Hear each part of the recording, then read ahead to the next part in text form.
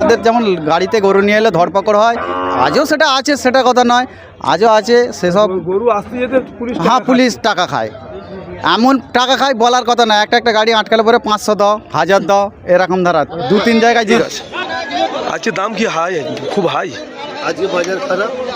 কি বাজার কেমন? বাজার বহুত চড়া, প্রচুর চড়া বাজার। আপনি কি গরু বেচতে এসছেন না কিনতে এসছেন? কিনতে এসছে দাম কম বেশি বললে হবে, যা তুই দাম হোক আমরা কুরবানি দেবো। কিন্তু আগের বছরের তুলনায় এই বছরে অনেক মার্কেট খারাপ।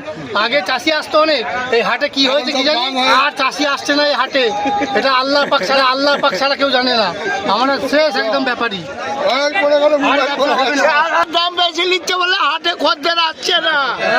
চালানের দাম বেশি, একদম ঠিক। চালানের দাম বেশি নিচ্ছে বলে হাটে খদ্দের আসছে না।